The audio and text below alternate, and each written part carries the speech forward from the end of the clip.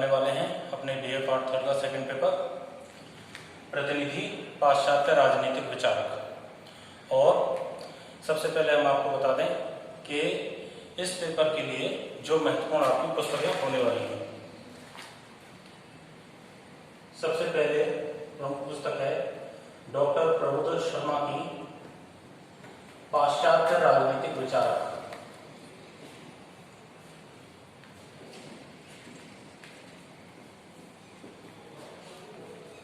अगली पुस्तक है प्रोफेसर जेपी सूद की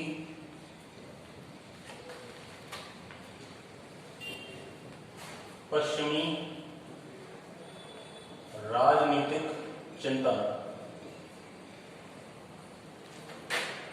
एक और पुस्तक है डॉक्टर ओपी गाबा की पाश्चात्य राजनीतिक विचारक।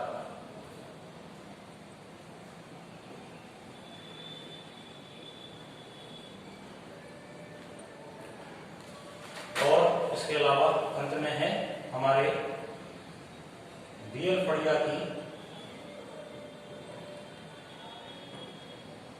पुस्तक प्रतिनिधि पाश्चात्य राजनीतिक विचारक। प्रतिनिधि पाश्चात्य राजनीतिक विचारक। ये 4 पुस्तकें हैं जो कि वेस्टर्न थिंकर्स को समझाने के लिए या पढ़ाने के लिए प्रयोग की जाती हैं। इसमें जो सबसे पहली पुस्तक आप देख रहे हैं प्रभुदत्त शर्मा, ये राजस्थान विश्वविद्यालय में पूर्व प्रोफेसर रहे हैं और यह एक मानक पुस्तक या रेफरेंस पुस्तक मानी जाती है। वो सभी लोग जो पाश्चात्य राजनीतिक विचारकों का, चिंतकों का सैद्धांतिक तौर पर अध्ययन करना चाहते हैं, उनके लिए ये पुस्तक बहुत उपयोगी है। दूसरी पुस्तक है जेपी सूद की पश्चिमी राजनीतिक चिंतन। यह पुस्तक 2 वॉल्यूम में उपलब्ध है और वे सभी लोग जो कि इन विचारकों के सिद्धांतों का, दर्शन का विस्तार से अध्ययन करना चाहते हैं, उनके लिए पुस्तक उपयोगी है। तीसरी पुस्तक है ओपी गाबा की पश्चिमी राजनीतिक विचारक। ये पुस्तक कंसेप्ट बेस्ड पुस्तक है।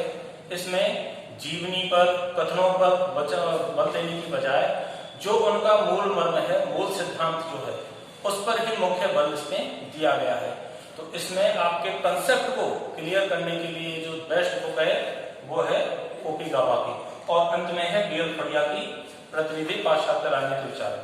बीए 3rd ईयर के विद्यार्थी या वे सभी लोग जो पहली बार पाश्चात्य राजनीतिक विचारकों के बारे में पढ़ रहे हैं, उनके लिए सबसे सरल भाषा में और सबसे सरल तरीके से जो पुस्तक उपलब्ध है, जो पुस्तक हमें बताती है, वो है बीएल पड़िया की प्रतिनिधि पाश्चात्य राजनीतिक विचारक। इसके अलावा बहुत सी पुस्तकें और भी हैं। वीपी वर्मा साहब की है, जीएच सेलाइन की है, बहुत सी किताबें हैं। लेकिन आपके आसपास जो किताबें आपको आसानी से अवेलेबल हो सकती हैं, वो ये 4 किताबें हैं। चारों किताबों का पढ़ने का, लेखन का, चिंतन का स्तर अलग अलग है। तो ये किताबें आपके जो कंपटीशन लेवल है या जो आपका एग्जाम का लेवल है, उसके हिसाब से आती हैं। यदि आप ग्रेजुएशन का पेपर दे रहे हैं या आप राजस्थान में कोई 2nd ईयर या 3rd ईयर का कोई एग्जाम दे रहे हैं, फर्स्ट ईयर तक का कोई एग्जाम दे रहे हैं, तो बीएल पड़िया आपके लिए पर्याप्त होती है।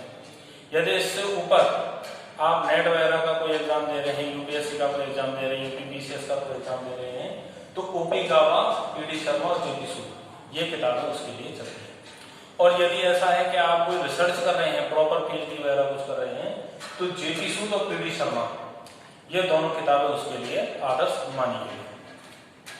चलिए अब हम अपना शुरू करेंगे विचार सागर।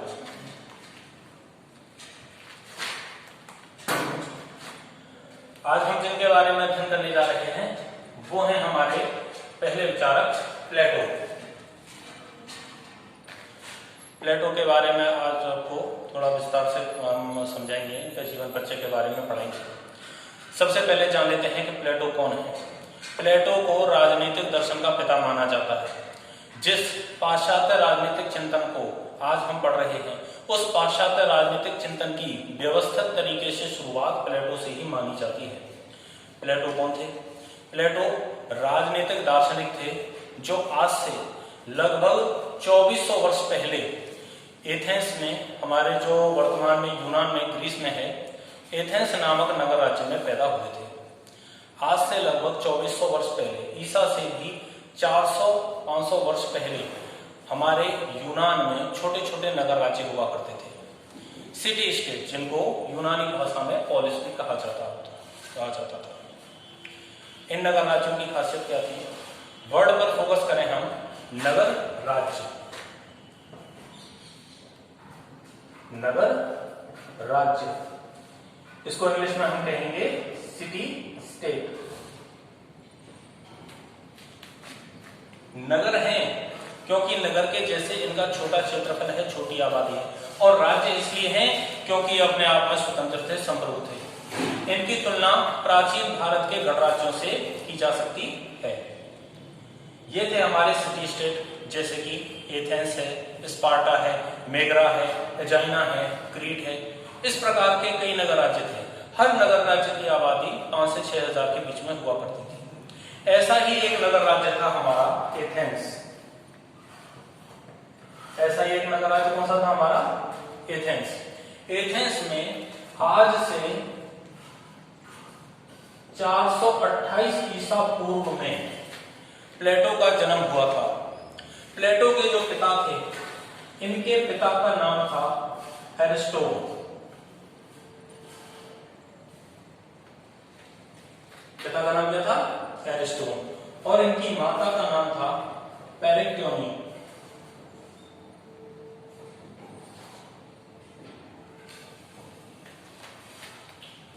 इनके पिता का नाम था एरिस्टोटल, माता का नाम था पेरिक्योनी। प्लेटो एथेंस के जो राज परिवार था, जो संभ्रांत परिवार था, उससे ये बिलोंग किया करते थे। इनके पिता एरिस्टोटल की वंशावली एथेंस के प्राचीन देवताओं तक पहुंचती थी, और इनकी जो माता है पेरिक्योनी, इनकी वंशावली तत्कालीन एथेंस के कानून निर्माता और महान विद्वान सोलन के वंश तक जाती थी। किसके वंश तक जाती थी? सोलन के वंश तक जाती थी। बचपन में प्लेटो का जो नाम था, वो उनका मूल नाम था अरिस्तोफेनीज। लेकिन बचपन से ये कैसे थे? बहुत शक्तिशाली थे, मजबूत कंधे वाले, तरकाठी वाले व्यक्ति थे। इसीलिए इनके व्यायाम शिक्षक ने इनको प्लेटोन कहना शुरू कर दिया। क्या कहना शुरू कर दिया? प्लेटोन कहना शुरू कर दिया। और आगे चल करके यही नाम किस में कन्वर्ट हो गया? प्लेटो में कन्वर्ट हो गया। ये था आपके प्लेटो का जन्म।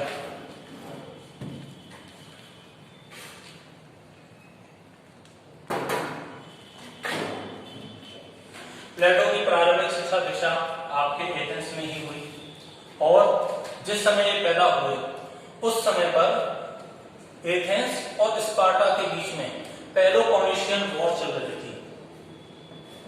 कौन सी वॉर चल रही थी? पेलोपोनेशियन युद्ध या वॉर चल रहा था। 432 ईसा पूर्व से लेकर के आपके 404 ईसा पूर्व तक ये युद्ध चला था। पेलोपोनेशियन युद्ध किसके बीच में था? आपके दो नगर राज्यों एथेंस और स्पार्टा के बीच में ये युद्ध चल रहा था। अगर आप हॉलीवुड फिल्में देखते हैं तो ऐसी एक फिल्म है ब्रैड पिट की, द ट्रॉय। उस ट्रॉय मूवी में बताया गया है एथेंस और स्पार्टा के बीच में चल रही लड़ाई के बारे में। और जो वो मूवी है ट्रॉय, उस मूवी से ही क्या है? एथेंस का पराभव बताया गया है। तो यही वो पेलोपोनेशियन वॉर है जिसको आपने उस मूवी में देखा होगा।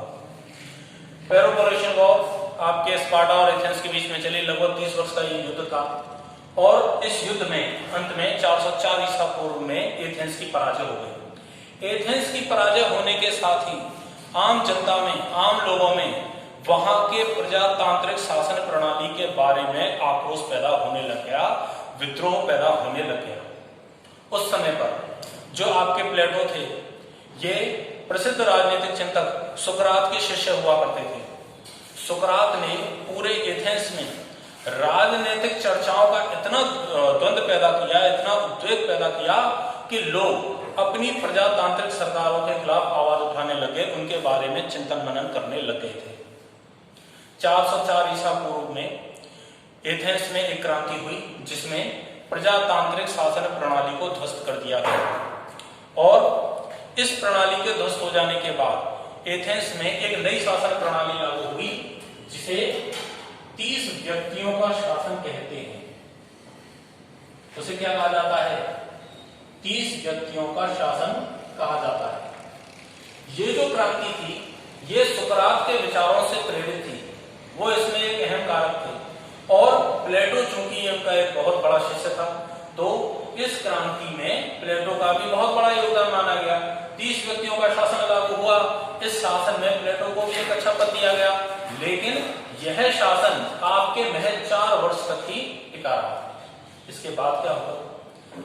400 ईसा पूर्व तक आते आते 30 व्यक्तियों का ये जो शासन था यह एथेंस के इतिहास के सबसे बड़े नृशंस तंत्र के रूप में, सबसे बड़े निरंकुश तंत्र के रूप में बदल गया। सैकड़ों लोगों की हत्याएं की गई, अत्याचार किए गए, लोगों की जो निजी जिंदगी थी उस तक को ध्वस्त कर दिया गया।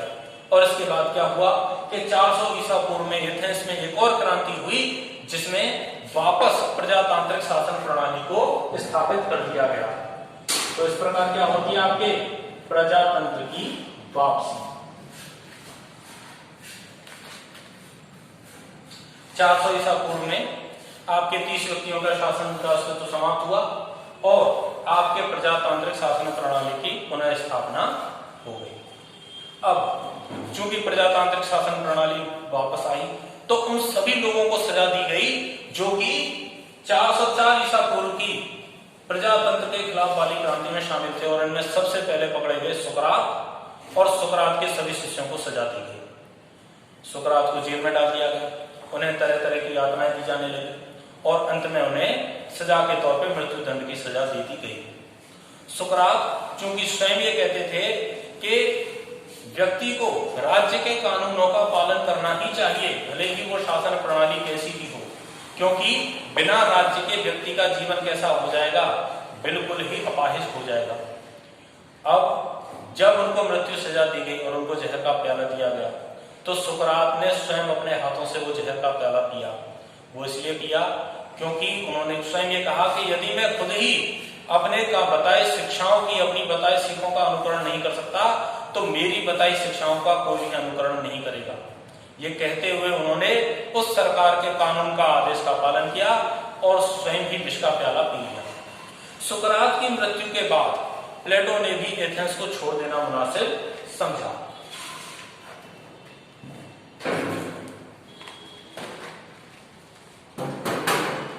प्लेटो के जीवन का जो अगला चरण शुरू होता है वह है एक अज्ञातवास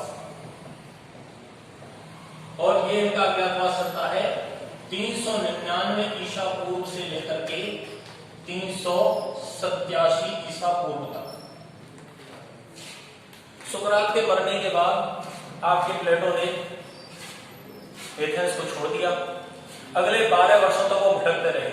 वो मिस्र गए, सीरिया गए, पश्चिमी एशिया में भी घूमे और ये भी कहा जाता है कि उन्होंने भारत में गंगा तट तक की भी यात्रा की थी। इन 12 वर्षों के दौरान वो शिक्षाएं देते रहे और दूसरे विद्वानों से शिक्षा ग्रहण भी करते रहे। अब इनके जीवन का तीसरा चरण आरंभ होता है 387 ईसा पूर्व में सिसिली की यात्रा से।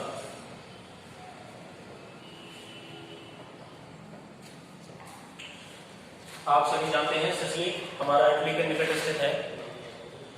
भूमध्य सागर को पार करके 387 ईसा पूर्व में हमारे प्लेटो सिसिली की ओर जाते हैं, जहां इनकी मुलाकात डियोन नामक एक सुसंस्कृत व्यक्ति से होती है। मुलाकात किससे होती है? डियोन से। डियोन कौन है? डियोन सिराक्यूस के राजा का एक सामंत है, एक शक्तिशाली व्यक्ति है, एक संपन्न धनवान व्यक्ति है। उसकी प्लेटो से मित्रता होती है और इस समय तक प्लेटो अपनी दार्शनिक शासन को बनाने के लिए पूरी तरह से तैयार है।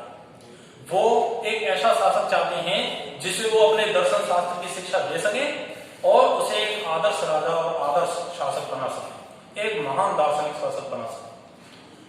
प्लेटो की मुलाकात दियोन से होती है और दियोन उनसे आग्रह करते हैं कि आप मेरे साथ सिराक्यूस चलिए, जहां हम डायोनिसियस को एक दार्शनिक शासक बना सकें।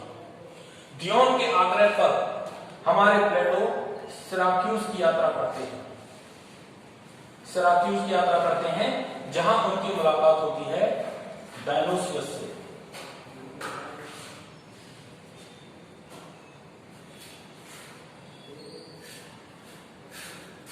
डायोनिसियस प्रथम से।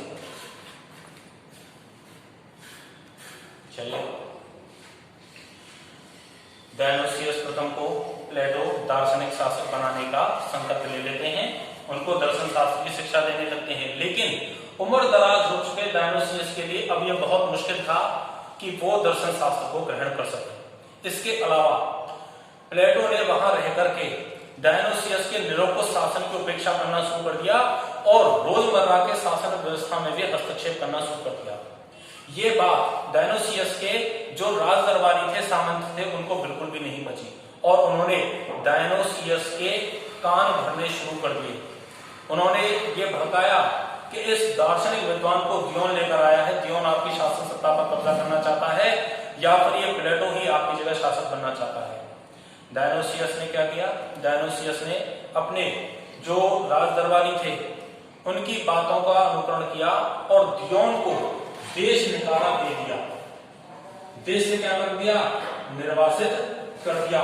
और जो उसे दर्शन शास्त्र की शिक्षा दे रहे थे हमारे प्लेटो को उसने स्पार्टा के हवाले कर दिया।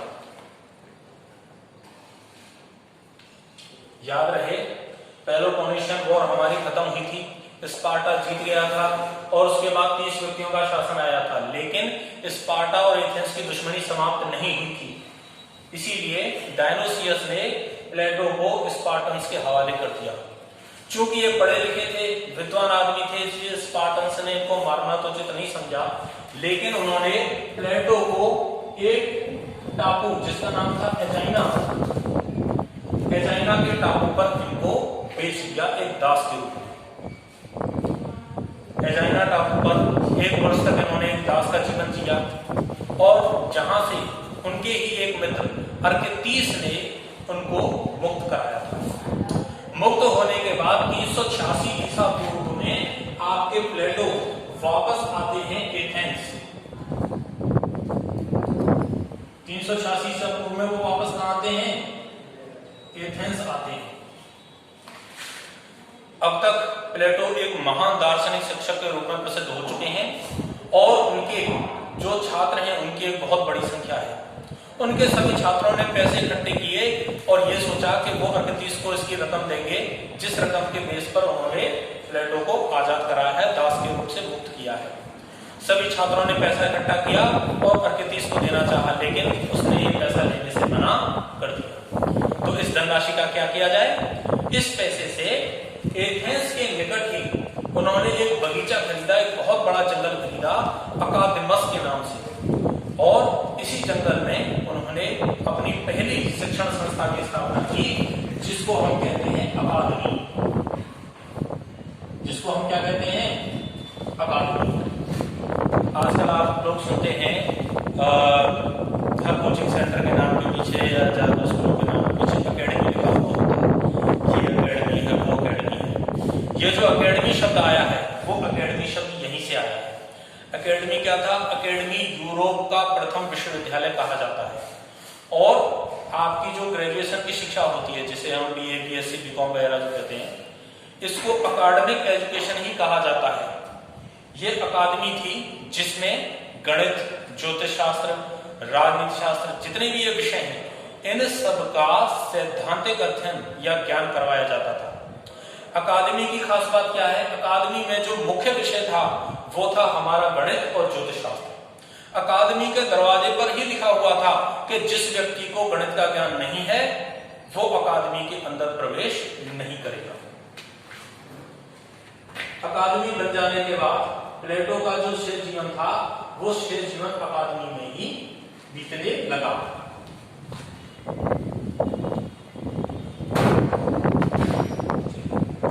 अब आते हैं हम प्लेटो के जीवन के अगले चरण में, और ये अगला चरण है 367 ईसा पूर्व। 367 ईसा पूर्व में क्या हुआ है कि दियोन को वापस सिराक्यूस बना दिया गया है। सिराक्यूस में एक शासन परिवर्तन हुआ है और सिराक्यूस के अब नए राजा कौन बन गए हैं? सिराक्यूस के नए राजा बन गए हैं डायनोसियस के पुत्र डायनोसियस द्वितीय।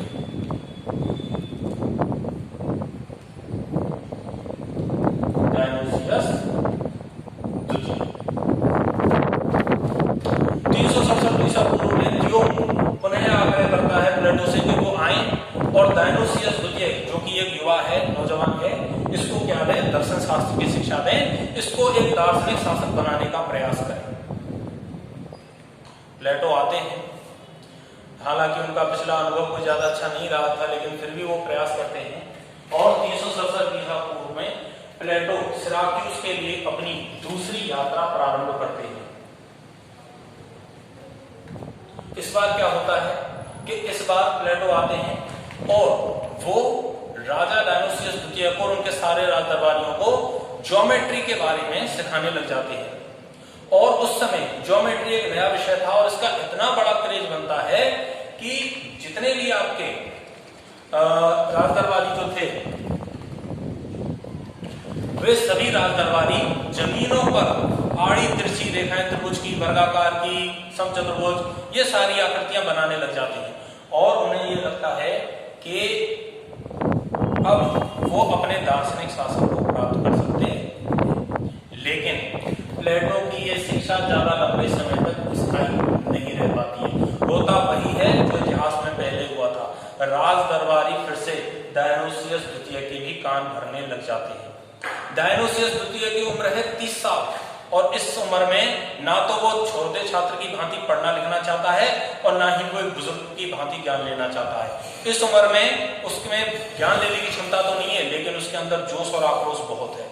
तो ऐसी स्थिति में क्या होता है कि उसे अपने गुरु की जो शिक्षाएं हैं वो शिक्षाएं बहुत बोरियत होने लगती है और दूसरी तरफ से राजदरबारी भी उसके कान भरने लग जाते हैं। तो ऐसी स्थिति में डायनोसियस द्वितीय एक बहुत ही कठोर निर्णय लेता है। वह अपने गुरु की शिक्षाओं को एक तलवार के रूप में, एक हथियार के रूप में उन्हीं के ऊपर लागू करना शुरू कर देता है और वह सबसे पहली सजा देता है दियोन को। दियोन को वह क्या सजा देता है?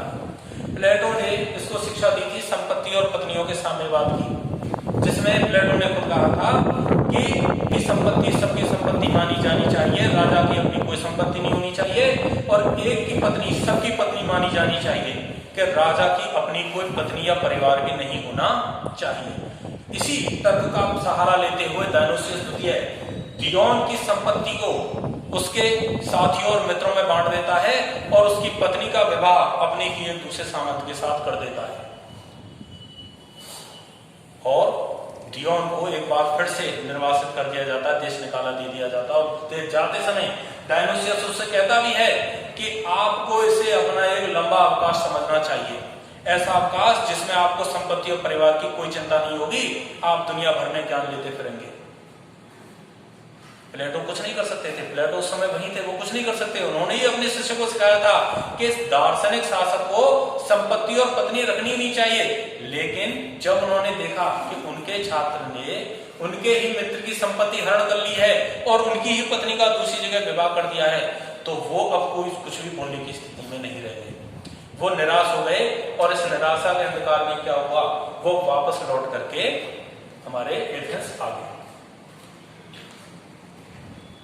तीसरी और अंतिम यात्रा 361 ईसा पूर्व में जो हमारा डायनोसियस द्वितीय है उसकी एक बार फिर से अंतरात्मा जागती है और वह प्लेटो को फिर से बुलावा भेजता है कि आप आइए और मुझको दर्शन शास्त्र की शिक्षा दीजिए। मैं दार्शनिक शासक बनना चाहता हूं, फिर से दर्शन की शिक्षा देना चाहता हूं। 6 साल पहले जो इनका बड़ा अनुभव था वो उसको भूले नहीं थे, लेकिन फिर भी अपने जीवन के अंतिम जिस दौर से वो गुजर रहे थे, जिस वृद्धावस्था से गुजर रहे थे, वह अपने दार्शनिक शासक की कल्पना को पूरा कर लेना चाहते थे। इसीलिए ये फिर से तैयार हुए एक बार पुनः सिराक्यूस की यात्रा के लिए। ये उनकी सिराक्यूस की तीसरी यात्रा थी। कौन सी यात्रा थी? तीसरी यात्रा थी। इस यात्रा में वो जाते हैं, उनको दर्शन शास्त्र की सीखने में जो कठिनाइयां होती हैं, उन कठिनाइयों के बारे में डायोनुसियस द्वितीय को समझाते हैं, और समझाते हुए वो उससे आग्रह करते हैं कि वह दियोन को उसकी संपत्ति और उसकी पत्नी लौटा दे। दियोन का इस तरह पक्षपात लेने के कारण डायोनुसियस द्वितीय और आपके प्लेटो के बीच में फिर से तनाव हो जाता है, जिसके कारण आपके प्लेटो की जो स्थिति है वो एक प्रतिष्ठित बंदी के जैसी हो जाती है। उनको एक आलीशान महल दे दिया जाता है जिसमें वो रह तो सकते हैं, लेकिन उससे बाहर नहीं जा सकते, वापस अपने एथेंस नहीं जा सकते, और उनकी स्थिति एक प्रतिष्ठित बंदी के जैसी हो गई।